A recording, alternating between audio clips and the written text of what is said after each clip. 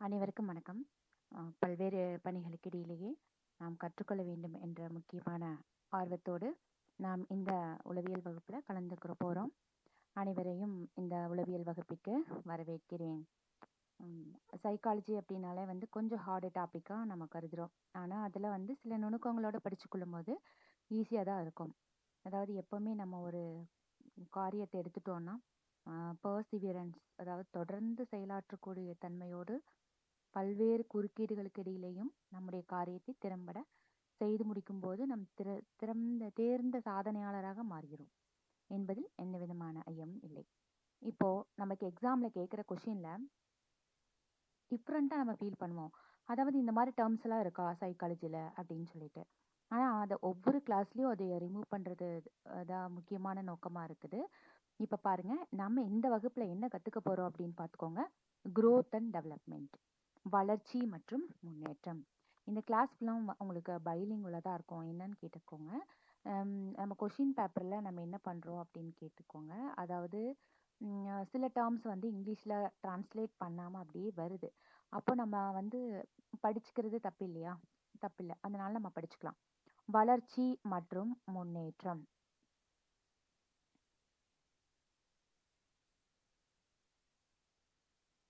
இதில் நம்ம புரிஞ்சுக்க வேண்டியது என்னன்னா, டெஃபினேஷன் புரிஞ்சுட்டோம்னா போதும்.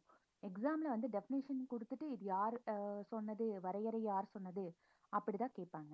இப்போ பாருங்க, இதில் growth அப்படின்னு கொடுத்துருக்காங்க இல்லையா, வளர்ச்சி மற்றும் முன்னேற்றம். இப்போ நம்ம growth அப்படின்னாலே நம்ம அளவு தான் நம்ம மென்ஷன் பண்ணுவோம்.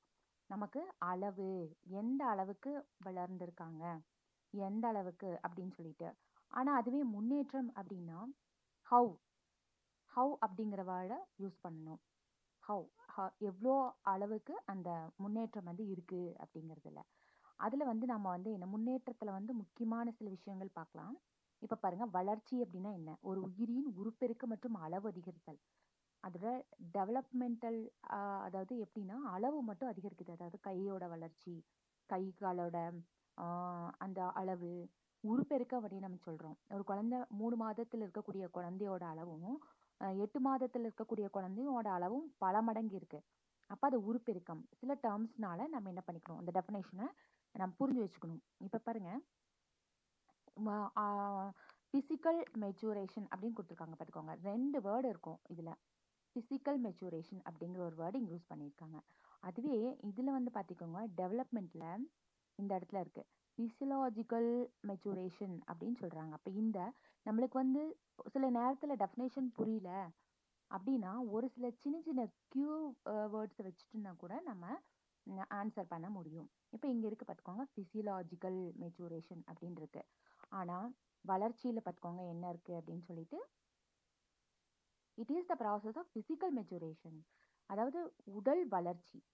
இந்த இடத்துல நம்ம தமிழ் மீடியத்தில் நம்ம டெஃபினேஷன் பிரிக்கும் போது உடல் வளர்ச்சி அப்படின்னு நம்ம சொல்றோம். உடல் வளர்ச்சின்னு எடுத்துட்டோம்னா அது வளர்ச்சி.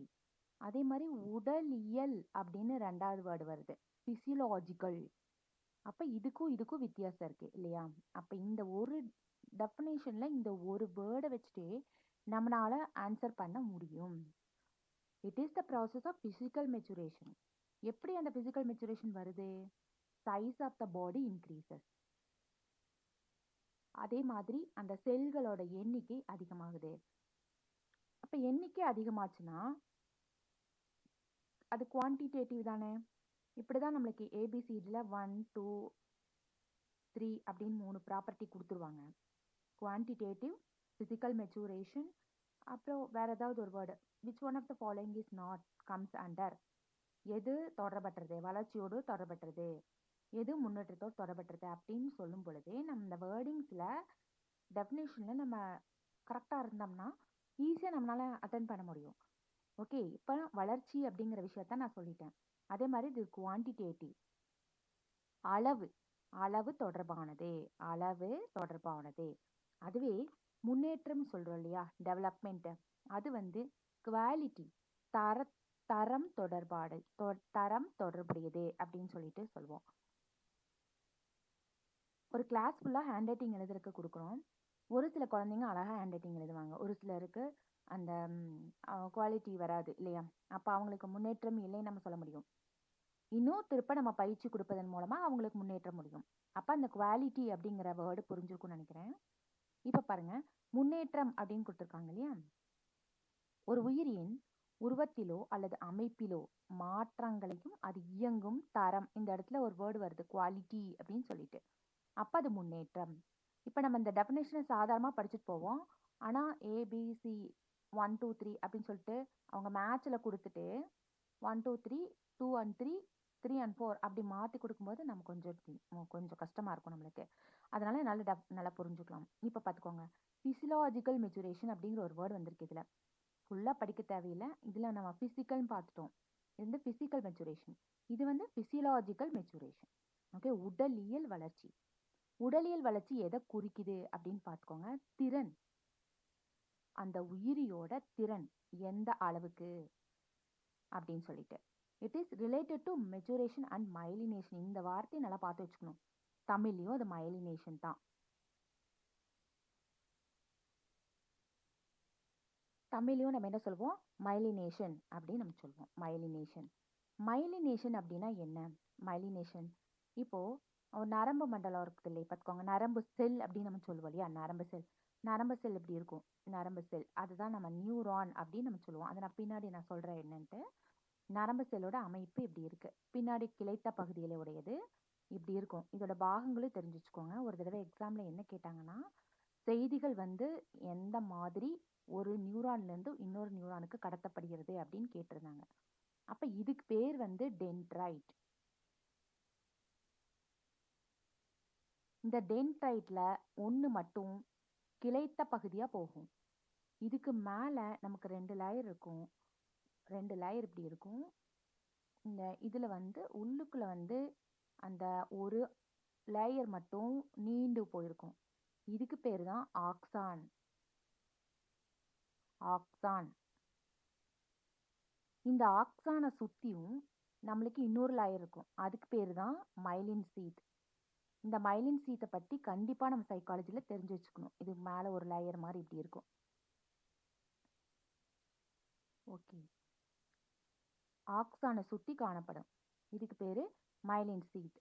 இந்த மைலினேஷன் நல்லா வளர்ச்சி அடைஞ்சா மட்டும்தான் குழந்தைகளோட அந்த படிக்கக்கூடிய திறனாகட்டும் சரி, எழுதக்கூடிய திறனாகட்டும் சரி, அதாவது சைக்கோமோட்டார் ஸ்கில்ஸ், இது நம்ம வந்து மென்டலா நம்ம அறிதிறனுக்கு கொண்டு போக தேவை கிடையாது. சைக்கோமோட்டார் இந்த செயல்பாடுகள் வந்து அதிகமாகும், திறன் அதிகமாகும். இப்போ ஒரு 2 to 3 months குழந்தை இருக்கு. அந்த குழந்தைகிட்ட நம்ம வந்து ஒரு பொருளை கொடுத்தோம்னா அது எல்லா கை கால் கண் எல்லாமே வந்து அதுக்கு ஆக்ஷன் காமிச்சு தான் அந்த பொருளை தொடரக்கு ட்ரை பண்ணும். ஆனா அது 4 months பேபி அப்படி போயிட்டோம் அப்படின்னா, 8 months பேபி அப்படி போயிட்டோம்னா அந்த குழந்தை வந்து ஒரு ஸ்பெசிஃபிக்கான செயல்ல ஈடுபடும். ஒரு கை மட்டும் கொடுத்து வாங்குறது. அதுவே 1 yearக்கு மேல ஆயிடுச்சு அப்படின்னு கேட்டோம்னா, ஒரு சாக்லேட் கொடுத்தோம்னா அந்த எந்த கலர் பிடிக்குதோ அந்த கலர் மட்டும் பிக் பண்ணும். அதை தொட்டு உணர்ந்து அந்த விரல்களால எடுக்கும். அப்போ உடம்பு முழுவதும் ஒற்றை செயல்பாடுகளாக இருந்தது கொஞ்சம் கொஞ்சமா மாறி திறன் வளரும். இதுக்கு பேரு தான் மைலினேஷன் அப்படின்னு நம்ம சொல்லுவோம். இது எங்க இருக்கு? மைலின் சீட் வளர்ச்சி அடையதன் மூலமா இருக்கும். இந்த மைலின் சீட் எதோடு தொடர்புடையது? ஒரு எக்ஸாம்ல கேட்ட கொஸ்டின், கை கால் ஒருங்கிணைப்பு. அந்த வார்த்தை நல்லா ஞாபகம் வச்சுக்கணும். கை கால் ஒருங்கிணைப்பதற்கு தேவையான மூளையோ, அதாவது மூளை நரம்பு செல்லின் பகுதின்னு கேட்டாங்க. பகுதி அப்படின்னு கேட்கும்போது அது மயலின் சீட். மயலின் சீட் இதுதான் அந்த உரை.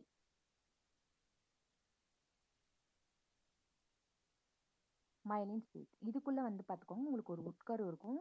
இது செல் உடலம். இங்க வந்து நிசல் துகள்கள் இருக்கும். சயின்ஸ் டீச்சர்ஸும் கொஞ்சம் பார்த்துக்கோங்க. நிசல் துகள்கள் இருக்கும். இது வந்து உட்கரு. இந்த உட்கருக்கு வெளியில வந்து நரம்பு டென்ட்ரைட் அப்படின்னு சொல்லுவோம். இல்ல நம்மளுக்கு எக்ஸாம்ல கேட்ட கொஸ்டின் என்னன்னு பார்த்துக்கோங்க. அதாவது நரம்பு செல் வழியாக செய்திகள் எவ்வாறு கடத்தப்படுகிறது, வரிசையாக எழுது அப்படின்னு சொல்லிட்டாங்க. அப்ப இது வந்து டென்ட்ரைட். ஒண்ணு டென்ட்ரைட். அடுத்தது வந்து இது சைட்டான். இது ஆக்சான். இது கிளைத்த முடிவு பகுதி. கடைசியில ஒரு ஒரு பட்டன் இருக்கும். இதுக்கு பேர் டெர்மினல் பட்டன். தமிழ்ல வந்து பின்முனைய குமிழ் அப்படின்னு நம்ம சொல்லுவோம். இப்படிதான் வந்து செய்திகள் வந்து வாங்கி ஒரு நியூரான்லேருந்து இன்னொரு நியூரானுக்கு போகும். இந்த ப்ராசஸ்க்கு பேர் தான் மைலினேஷன். அந்த பாயிண்ட்டை இங்கே கொடுத்துருக்காங்க. மூளையோட, அதாவது நரம்பு செல்களோட அந்த மைலின் சீட்டோட வளர்ச்சி அதுவும் முன்னேற்றத்தோடு தொடர்புடையது, செயல்கூறுகளோடு தொடர்புடையது அப்படின்னு சொல்லிட்டு இந்த பேராகிராஃப் ஃபுல்லாக சொல்றாங்க. இவ்வளோ இன்ஃபர்மேஷன் வந்து இதுல இருக்கு. இவ்வளோ இன்ஃபர்மேஷன் வந்து இதில் பொதிஞ்சு கிடக்குது. அதனால தான் வந்து நம்ம கரெக்டாக அந்த டெஃபினேஷன்ஸ் பார்த்துட்டு போனோம்னா புரிஞ்சுது. இப்போது நான் என்ன சொல்ல வரேன் அப்படின்னு பார்த்துக்கோங்க. growth அப்படின்னா என்ன? ஃபிசிக்கல் மெச்சூரேஷன், உடல் வளர்ச்சி. உடல் வளர்ச்சி அது எதோடு தொடர்புடையது? அளவு மாறுபாட்டோடு தொடர்புடையது. அதே மாதிரி இதில் வந்து பார்த்துக்கோங்க, தரத்தோடு தொடர்புடையது. இது வந்து ஃபிசியலாஜிக்கல் மெச்சூரேஷன், அதாவது உடலியல் வளர்ச்சி. திறனோடு தொடர்புடையது மைலினேஷன். இவ்வளோ வார்த்தை நம்ம பார்த்துருக்கோம். அடுத்தது இப்போ நம்ம சொன்னோம் இல்லையா, ஃபிசியலாஜிக்கல் அப்படின்னு சொல்லிட்டு, இதுக்கு டெஃபினேஷன் இங்கே கொடுத்துருக்காங்க. அதாவது ஃபிசிக்கல் அப்படின்னா வெளியில தான், எக்ஸ்டர்னல் ஸ்ட்ரக்சரல் சேஞ்சஸ் தான், மசிலோட சைஸு, ஹைட்டு எல்லாமே. ஆனால் இது வந்து எக்ஸ்டர்னல், வெளிப்புறமானது. இது வந்து உள்புறமானது. அதாவது நம்ம உடம்புக்குள்ள நடக்கக்கூடிய செயல்பாடு தான் நம்ம எப்படி சொல்லுவோம்? உள்புறம். இது வந்து எக்ஸ்டர்னல், வெளிப்புறமானது. வெளிப்புறமானது. நீங்கள் வீடியோ பாஸ் பண்ணி கூட நீங்கள் நோட்ஸ் எடுத்துக்கலாம் ஃப்யூச்சரில். இல்லை அவங்க ஸ்லோவாக இருக்கிற மாதிரி இருந்ததுன்னா பாஸ் பண்ணி ஸ்பீடு வச்சுட்டு நீங்கள் வேகமாக கேட்டுகிட்டே இருந்தீங்கன்னா உங்களுக்கு மனப்பாடாயிடும். பாருங்கள், இதோட மசிலோட சைஸு, ஹைட்டில். இது நம்ம ஏன் இதை நான் சொல்ல வரேன்னா, எக்ஸாமில் which one of the following is not the physiological டெவலப்மெண்ட்டுன்னு கேட்டுருவாங்க. அப்போ ஃபிசியலாஜிக்கல் டெவலப்மெண்ட்னா என்ன நம்மளுக்கு தெரிஞ்சிருக்கணும். மசிலோட சைஸு, ஹைட்டு இதெல்லாம் கொடுத்துருந்தாங்கன்னா எக்ஸாம்பிள் எதுக்கு? உடல் வளர்ச்சிக்கு. இது உடலியல் வளர்ச்சி. உடல் வளர்ச்சி, உடலியல் வளர்ச்சி. பாருங்க, மெட்டபாலிசம். மெட்டபாலிசம் அப்படின்னா மெட்டபாலிசம் வளர்சிதை மாற்றம். வளர்சிதை மாற்ற செயல்பாடு, வளர்சிதை மாற்றம்.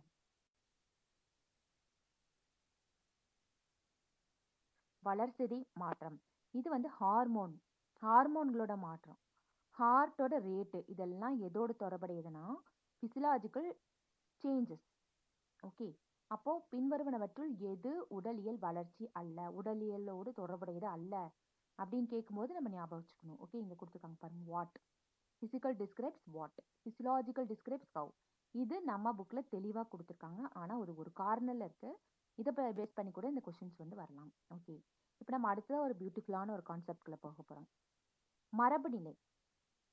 மரபு நிலை என்ன, சூழ்நிலை என்ன அப்படின்னு நம்ம பார்த்துருக்கோம். மரபு நிலை நம்ம வந்து வழி வழியா நம்ம என்ன பண்றோம், நம்ம மூதாதையர்கிட்ட இருந்து நம்ம வந்து சில கேரக்டர்ஸ், பண்பு நலன்கள் அதெல்லாம் வந்து நம்ம அப்படியே நம்ம ஜீன்ல வந்து டிரான்ஸ்ஃபர் ஆகி வருது இந்த ஜெனரேஷனுக்கு. அதை மரபு நிலை அப்படின்னு நம்ம சொல்றோம். அதிகமா இதை நம்ம சொல்ல தேவை கிடையாது, இன்னும் நிறைய படிச்சிருப்போம். மரபு நிலைன்னா என்னன்னு படிச்சிருப்போம், அவ்வளவுதான். அடுத்தது வந்து பார்த்துக்கோங்க, சூழ்நிலை. இது வந்து மரபை வந்து பாதிக்குது. ஆனா சில நேரத்துல வந்து மனிதனோட குணம் எல்லாமே வந்து சூழ்நிலையை பொறுத்து கூட மாறலாம். ஒரு நல்லா படிக்கிற ஸ்டூடெண்ட்டை ஒரு மோசமான சூழ்நிலையில கொண்டு போய் விட்டோம்னா அவன் கண்டிப்பா படிக்கிறது கொஞ்சம் கஷ்டம்தான். அதுவே நல்ல சூழ்நிலை ஏற்படுத்தி கொடுக்கறதுக்காக தான் பெரிய பெரிய இன்ஸ்டிடியூஷன் பார்த்து நம்ம போறோம். நல்ல சூழ்நிலை ஏற்படுத்தி கொடுத்தா அந்த குழந்தையோட வாழ்க்கை தரம் அதிகமாகும். அப்போ ஒரு மனிதனுடைய ஒட்டுமொத்த முன்னேற்றம் முதல்ல வளர்ச்சி இருக்கணும், அப்புறம் முன்னேற்றம் இருக்கணும். இதுல சின்ன சின்ன டெஃபனைஷன்ஸ் இருக்கு. அந்த டெஃபனைஷன்ஸ் வந்து ரொம்ப நல்லா பார்த்து வச்சுக்கணும், பார்த்துக்கோங்க. அதாவது நமக்கு எப்படி குரோமோசோம்களோட எண்ணிக்கை ஒரு சிலருக்கு தெரிஞ்சிருக்கிறதுக்கு வாய்ப்பு கிடையாது. குரோமோசோம்கள் வந்து 23 ஜோடி குரோமோசோம்கள் ஒரு ஒரு ஹியூமன்கிட்ட இருக்கு. ஒரு ஹியூமன் பீயிங் கிட்ட 23 ஜோடி குரோமோசோம் அப்படின்னு கொடுத்துருக்காங்க. அப்போ மொத்தமா எத்தனை குரோமோசோம் இருக்க முடியும்? 46 குரோமோசோம் இருக்க முடியும். அதே மாதிரி மேல் எடுத்துக்கிறோம், மேல் எடுத்தா தந்தை எடுத்துக்கிறோம், அவருக்கு 23 ஜோடி இருக்கும். மொத்தம் 46 குரோமோசோம் இருக்கும். இது ஒரு எக்ஸாம்ல கேட்ட கொஸ்டின். இதுக்கு இவங்களுக்கு வந்து தாய்க்கு வந்து ஒரு 46 குரோமோசோம் இருக்கும்.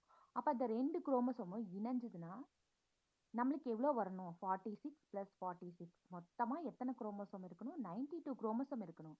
ஆனா குழந்தைகளுக்கு வந்து 23 குரோமோசோம் தான் இருக்கு, 23 ஜோடி தான் இருக்கு. அப்ப இந்த 23 ஜோடி எங்க போச்சு? அந்த 23 ஜோடி மட்டும் மறைஞ்சு போயிருக்கும். அதுதான் ரிடக்ஷன் ப்ராசஸ் அப்படின்னு சொல்லுவோம். ஒரு எக்ஸாம்ல கேட்ட கொஸ்டின் இது. குறைவு பகுப்பு ரிடக்ஷன் ப்ராசஸ். அதாவது குறைவு பகுப்பிற்கு பிறகு உள்ள குரோமோசோம்களின் எண்ணிக்கை அப்படின்னு சொல்லிட்டு. அது 23 ஜோடியா 46 அப்படின்னு கரெக்டா பார்க்கணும். இது ரெண்டும் ஒண்ணுதான். 46 23 ஜோடியும் ஒண்ணுதான். அப்போ இந்த நமக்கு ஃபார்ம் ஆகுது இல்லையா இந்த எக்கு கருமுட்டை, அந்த கருமுட்டையில 46 + 46 92 குரோமோசோம் இருக்கணும். ஆனா நமக்கு வந்து எவ்வளவுதான் இருக்கு, 42 தான் இருக்கு. அப்ப இந்த மாதிரி குறையறதுக்கு பேரு, குரோமோசோம்களோட குறைகிற அந்த நிகழ்ச்சிக்கு பேரு ரிடக்ஷன் ப்ராசஸ் அப்படின்னு நம்ம சொல்றோம். Reduction process. ஓகே. இந்த கருமுட்டையில எப்படி வந்து நம்மளுக்கு ஒரு கரு இரட்டையர், இருகரு இரட்டையர் எல்லாம் வந்து எப்படி நம்மளுக்கு உருவாகுறாங்க அப்படின்னு பார்த்துக்கலாம். இந்த ஒரு கரு இரட்டையர், இருகரு இரட்டையர் பற்றி ஆய்வு மேற்கொண்டவர் Newman Freeman Holzinger. Newman Freeman Holzinger. அதான் நம்ம ஞாபகம் வச்சுக்கணும். Newman Freeman ஹோல்சிங்கர்.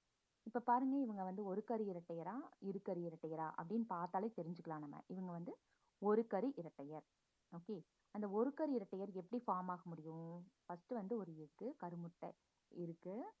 கருமுட்டையும் ஒரு விந்து செல்லும் மீட் பண்ணும் பொழுது நம்மளுக்கு ஒரு முழுமை அடையாத சிறப்பு சிறப்பு சிறப்பு முழுமை அடையாத ஒரு கரு மூல செல், இதுக்கு பேரு கரு மூல செல் கிடைக்கும்.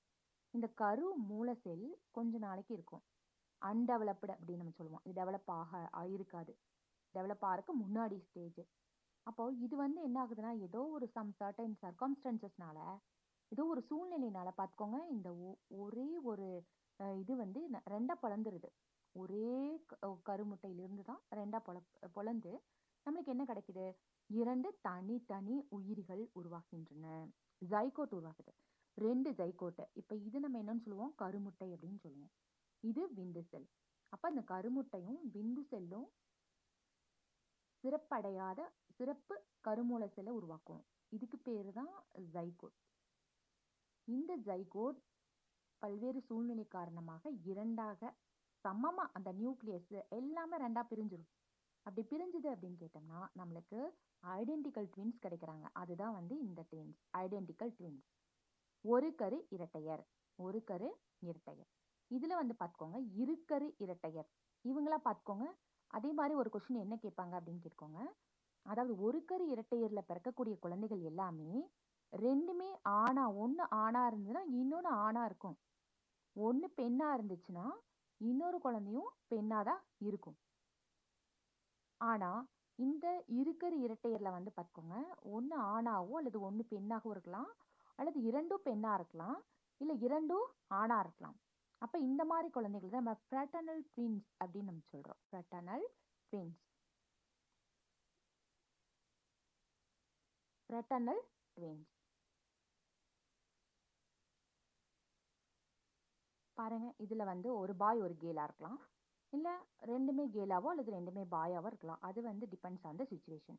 இது எப்படி இருக்குது அப்படின்னு கேட்டுக்கோங்க. 2 கருமுட்டை வந்து அட் அ டைம் வந்து என்ன பண்ணும்? ரெண்டு, இந்த இடத்துல 2 + 2 2 2 கருமுட்டை வந்து இரண்டா இருந்ததுன்னா விந்து செல் இரண்டா இருக்கும். ஆனா அதுல வந்து 1 + 1 தான். விந்து செல் வந்து 2. அப்போ 1 + 1, இது 2 + 2. அப்ப இந்த ஃப்ராட்டர்னல் ட்வின்ஸ் பார்த்துக்கோங்க எப்படி உருவாகுறாங்கன்னா, வேற வேற சூழ்நிலையில ஃபெர்டிலைஸ் ஆயிருக்கும். அப்ப இந்த ஜைகோட் வேற, இந்த ஜைகோட் வேற. அப்ப இதுதான் வந்து இருக்கரு இரட்டையர் அப்படின்னு நம்ம சொல்லுவோம். ஓகே. இதுல வந்து பார்த்துக்கோங்க, ஒரு ஆணா இருக்கலாம், மற்றொன்று பெண்ணா இருக்கலாம். இந்த எந்த ஆய்வு, யாருடைய ஆய்வு அப்படின்னு கேட்பாங்க. ஒரு கரு இரட்டையர் மற்றும் இருக்கரு இரட்டையர்கள் பற்றி ஆராய்ச்சிகளை மேற்கொண்டவர் யார் அப்படின்னு கேட்பாங்க. அது வந்து Newman Freeman and Holzinger. Newman Freeman and Holzinger. Okay. அடுத்தது பார்த்துக்கலாம். சரி, இந்த ஒரு கரு இரட்டையர் இருக்கரு இரட்டையர் முடிவு ஆய்வு வந்து எப்படி இருக்கு, இதோட முடிவெல்லாம் எப்படி இருக்கு அப்படின்னு சொல்லிட்டு சில நேரத்துல என்ன பண்ணியிருப்பாங்க அப்படின்னு கேட்கோங்க. இந்த பர்சன்டேஜ் கேட்கலாம். இந்த பர்சன்டேஜ் வந்து எப்படி பிரிக்கிறாங்க அப்படின்னு சொல்லிட்டு. அதாவது தாய் தந்தை இருக்காங்க இல்லையா, அவங்க கிட்ட இருந்து நம்ம ஒரு குழந்தை இருக்கு, அந்த குழந்தை வந்து 8 தலைமுறையோட பண்புகளை பெற்றிருக்கும். 8 தலைமுறை, அந்த 8 தலைமுறையோட பண்புகள் வந்து ஒரு குழந்தை பெற்றிருக்கும். அப்ப எப்படி வந்து தாய் தந்தை கிட்ட இருந்து எவ்வளவு 50% பங்கு இருக்கும், மரபு பண்புகள் மாற்றப்படும். அதே தாத்தா பாட்டியா இருந்தாங்கன்னா அவங்க கிட்ட இருந்து ஒரு 1/4 பங்கு பண்பு மாற்றப்படும். அதே மாதிரி அவங்களுடைய ஆன்சிஸ்டர்ஸ், அவங்க தாத்தா பாட்டி அவங்களுடைய அப்பா அம்மா முப்பாட்டனார்னு சொல்லுவோம் இல்லையா, அவங்களுக்கு வந்து உங்களுக்கு எப்படி இருக்கும் அப்படின்னு கேட்டுக்கோங்க. 1/4 பங்கு இருக்கும், 1/4 பங்கு. அப்ப இதுதான் இந்த மாதிரி தான் மரபு பண்புகள் வந்து மாற்றப்படும் அப்படின்னு சொல்றாங்க. மரபு பண்புகள் வந்து ஒரு தலைமுறையிலிருந்து மற்றொரு தலைமுறைக்கு எவ்வாறு மாற்றப்படுகிறது. அதே மாதிரி ஒரு குழந்தை எடுத்துட்டோம்னா அந்த குழந்தை 8 தலைமுறையோட பண்புகளை வந்து பெற்றிருக்கும். ஓகே. மரபு நிலை அப்படின்னு பார்த்துக்கோ, இதுல வந்து பிரிச்சு பிரிச்சு கேட்பாங்க. அதாவது மரபு நிலை பற்றி ஆராய்ச்சி செய்தவர் யார், ஆம், சூழ்நிலை பற்றி ஆராய்ச்சி செய்தவர் யார், யார் சூழ்நிலைவாதி, யார் மரபு நிலைவாதி, இப்படி எல்லாம் கொஸ்டின்ஸ் நம்மளுக்கு கண்டிப்பா கேட்பாங்க. மரபு நிலைன்னு பார்த்த உடனே உங்களுக்கு வந்து என்ன ஞாபகம் வரணும் அப்படின்னு கேட்டுக்கோங்க, பிரான்சிஸ் கால்டன் தான் ஞாபகத்துக்கு வரும். மரபு நிலை பற்றி ஆராய்ச்சியை மேற்கொண்டவர் Francis Galton. Francis Galton and Karl Pearson அப்படின்னு நம்ம சொல்லுவோம். இப்போ வந்து பார்த்துக்கோங்க, இவங்க இந்த பிரான்சிஸ் கால்டன் அவர்ல மரபு வழி வந்த அவர் ரிலேஷன் யாரு, கசின் நினைக்கிறேன். சார்லஸ் டார்வினும் பிரான்சிஸ் கால்டனும் அவங்க வந்து ரிலேட்டிவ். அப்போ இவரும் ஒரு பெரிய மேதையா இருக்காரு சார்லஸ் டார்வின், பிரான்சிஸ் கால்டனும் ஒரு மேதையா இருக்காரு. அப்ப அவங்க என்ன முடிவுக்கு வராங்க அப்படின்னு பார்த்துக்கோங்க, மரபு ஒரு மனிதனுடைய வளர்ச்சியாகட்டும் சரி, முன்னேற்றமாகட்டும் சரி, பெரும்பங்கு வகிக்கிறது. எதை விட? சூழ்நிலையை விட அப்படின்னு சொல்லிட்டு தான் அவங்க நிறைய ஆய்வுகளை வந்து மேற்கொள்றாங்க. இந்த காரல் பியர்சன் வந்து நிறைய ஆய்வுகள், சார்லஸ் டார்வினை வச்சு கூட அவர் வந்து ஒரு தியரி வந்து கொடுத்திருப்பார். பிரான்சிஸ் கால்டன் சார்லஸ் டார்வினை வச்சு ஒரு தியரி வந்து கொடுத்திருப்பார். அது வந்து முக்கியமான ஒரு தியரி. சரி, இந்த கால்டனோட ஆய்வுல நம்ம கால்டன், பிரான்சிஸ் கால்டன் அவர் என்ன ஆய்வு மேற்கொண்டார் அப்படின்னு பார்த்துக்கோங்க. மொத்தமா வந்து 800 ஃபேமிலி எடுத்துட்டார். ஓகே. அந்த ஃபேமிலியில வந்து ஆய்வு செய்யும் பொழுது 800 ஃபேமிலி எடுத்துட்டார். அப்போ எவ்வளோ ஃபேமிலினா நிறைய பேர் இருப்பாங்க இல்லையா. அதுல முக்கியமா ஆராய்ச்சி பண்ணும் பொழுது 977 மேதைகளை வந்து அவர் கண்டறிகிறார். மொத்தமா வந்து 977 மேதைகள் இருக்கிறாங்க அப்படின்னு சொல்லிட்டு கண்டறிகிறாரு. ஆனா அதுல வந்து 537 பேர் நல்லா தேர்ந்த அறிவாளிகளாக இருக்கிறாங்க. அப்போ இவ்வளோ பேர்த்து நம்ம ஆராய்ச்சியில் எடுக்கும்போது அதிகப்படியான மனிதர்கள் வந்து மேதைகளாக இருக்கிறாங்க. அப்போ மேதைகளா இருக்கிறதுக்கு காரணம் என்ன? அவங்களுடைய மரபு பண்புகள் வந்து ஒரு தலைமுறையிலிருந்து மற்றொரு தலைமுறைக்கு மாற்றப்படுவதுதான் அப்படின்னு சொல்லிட்டு இவர் தீர்க்கமான ஒரு முடிவை கொடுக்குறாரு. யாரு? Francis Galton and Karl Pearson. ஆனா இதுல வந்து ஒரு 4%, ஒரு 4%, 4 பேர் அப்படின்னு சொல்றேன் நினைக்கிறேன், 4 பேர் மட்டும்தான் வந்து மோசமான குடும்பத்துல இருந்து நம்ம எடுக்கும் பொழுது அதுல வந்து எண்ணிக்கை வந்து கம்மியா இருக்கு. அந்த மாதிரி இந்த ஒரு டேட்டா போகுது. நம்ம டேட்டா வந்து நம்மளுக்கு எக்ஸாம்ல கொஸ்டின்ல டேட்டா அதிகமா கேட்கறது இல்ல, நம்ம எந்த அளவுக்கு அந்த கான்செப்டை புரிஞ்சுக்கிறோம் அப்படிதான் வந்து கொஸ்டின்ஸ் வந்து அதிகமா வருது. ஓகே. இந்த டேட்டாவை நம்ம எப்ப வேணா பார்த்துக்கலாம், ஆனா அந்த கொஸ்டின்ல என்ன இருக்கு? அப்ப பிரான்சிஸ் கால்டன் யாரு? மரபு வழியில வந்த மேதைகளை பற்றி ஆராய்ச்சி செய்தவர். யாரை பத்தி ஆராய்ச்சி செஞ்சார்? சார்லஸ் டார்வின் பத்தியே ஆராய்ச்சி செஞ்சார். அதே மாதிரி அதே மாதிரி வாட்சன் வந்து ஒரு சூழ்நிலைவாதி. வாட்சன் வந்து சூழ்நிலைவாதி. அவர் என்ன சொல்லியிருப்பாரு? அதாவது நல்ல ஒரு ஹெல்த்தியான குழந்தைங்களை என்னோட தந்தீங்கன்னா நான் அவங்களை என்னவா மாத்தி தருவேன், உங்களுக்கு எப்படி வேணும்? மேதைகளா வேணுமா, இல்ல குற்றவாளிகளா வேணாம், என்ன எல்லாம் மாத்த முடியும் அப்படின்னு சொல்லிட்டு சவால் விட்டு அவர் என்ன பண்ணாரு, நிறைய குழந்தைகளை வந்து ஆராய்ச்சி பண்ணி அவங்கள வந்து ஒரு டாக்டராவோ லாயராவோ ஆர்டிஸ்டாவோ ரொம்ப நாள் உழைச்சிருக்காங்க. நம்ம பாக்குறோம் இதுல சின்ன சின்ன தியரியா இருக்கு. இதுக்கு பின்னாடி இருக்கிற ஹிஸ்டரி எல்லாம் நம்ம பார்க்கும் பொழுது ரொம்ப நம்மளுக்கு ஆச்சரியமா இருக்கும். இவ்வளோ லாங் பீரியட் ஆராய்ச்சி பண்ணாங்களா அப்படின்னு சொல்லிட்டு. பியாஜேவெல்லாம் பார்த்துக்கோங்க, லைஃப் லாங் அவருடைய ஃபுல் டைமாவே எதுக்காக செலவிட்டார் அப்படின்னு பார்த்துக்கோங்க, குழந்தைங்களோட அறிதிறன் வளர்ச்சியை கண்டுபிடிக்கிறதுக்காக. அதனாலதான் அவருடைய தியரி வந்து அவ்வளோ தூரம் சக்சஸ்ஃபுல் ஆச்சு. ஒரே மாதிரியான குழந்தைகளை பல ஆண்டுகள் ஆராய்ச்சி செய்கிறார். இதுதான் நம்ம 2 விதமான ஆய்வு நம்ம சொல்லுவோம், லான்ஜிடியூடினல் அண்ட் கிராஸ் செக்ஷன் அப்படின்னு சொல்லுவோம். அதாவது குறுக்கு ஆய்வு, நீண்ட கால ஆய்வு, லான்ஜிடியூடினல் அண்ட் கிராஸ் செக்ஷனல் அப்படின்னு ஒரு வார்த்தை வரும். அதை வந்து நான் அறித்திறன் கட்டமைப்புல சொல்லியிருக்கேன் நிறையா. ப்ரீவியஸ் வீடியோவில் பார்த்தீங்கன்னா காக்னேட்டிவ் டெவலப்மெண்ட்டை பற்றி ஃபுல்லாக இருக்கும். இப்போதான் இந்த ஜேபி வாட்சனோட முக்கியமான ஒரு கொட்டேஷன் இதை பார்த்துக்கலாம். இது நமக்கு தெரியும். அப்போ சூழ்நிலைவாதி யாரு? வாட்சன். மரபுநிலைவாதி யாரு? Francis Galton. இங்க பாருங்க, இந்த இந்த ரெண்டு டெஃபினேஷனையும் நான் ஏன் பக்கம் பக்கமா வச்சிருக்கேன். இது வேற பக்கம் இருக்கு, இது வேற பக்கம் இருக்கு. ஆனா எக்ஸாம்ல கேட்கும் பொழுது நம்ம வந்து ஒண்ணு மட்டும் மனப்பாடம் பண்ணிட்டு போயிருப்போம். அதாவது மரபு சூழ்நிலை அப்படின்னு சொல்லி மனப்பாடம் பண்ணிட்டு போயிருப்போம். அதை மட்டும் தான் மனப்பாடம் பண்ணியிருப்போம். மரபு சூழ்நிலை கலந்தது அப்படின்னு சொல்லிட்டு உட்வர்த்தோட கூற்றுன்னு கூட நமக்கு ஒரு சிலர் தப்பு பண்றோம். உட்வர்த்தோட கூற்று தான், வில்லியம் உட்வர்த்தோட கூற்று தான் இது. அதாவது ஹியூமன் டெவலப்மெண்ட், இங்கிலீஷ்ல சொல்லணும் அப்படின்னா human development is the product of nature and nurture. இந்த ஃபேமஸ் கொட்டேஷன் கேள்விப்பட்டிருப்போம், ஆனால் இது யார் தந்தது அப்படின்னு நமக்கு தெரிஞ்சிருக்காது. Nature and nurture. நேச்சர் அப்படிங்கிறது வந்து இங்க வந்து மரபு. நர்ச்சர் அப்படிங்கிறது வந்து நர்ச்சர். நேச்சர் அண்ட் நர்ச்சர் மாற்றி இருக்கு. Okay, nature and nurture. மரபு காரணி மற்றும் சூழ்நிலையோட பெருக்குப்பல். It is the product of nature and nurture அப்படின்னு நம்ம சொல்லுவோம். ஓகே, ஹியூமன் டெவலப்மெண்ட் இந்த டெஃபினேஷன் கொடுத்தது யாரு அப்படின்னு பார்த்துக்கோங்க, உட்வர்த் தான். ஆனால் மக்கேவர் அண்ட் பேஜ் இவங்க ரெண்டு பேருமே ஒரு ஃபீமேல் சைக்காலஜிஸ்ட்.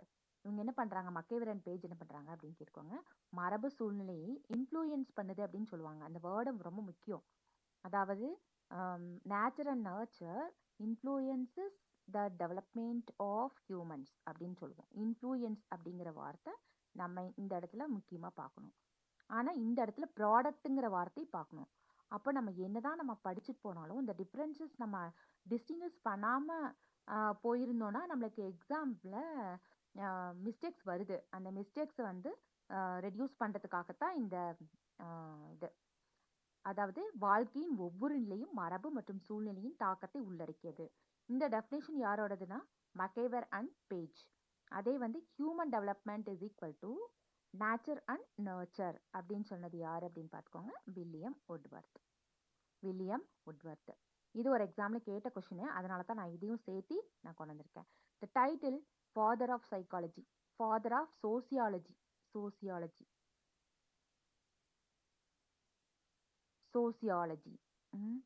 சமூகவியல்.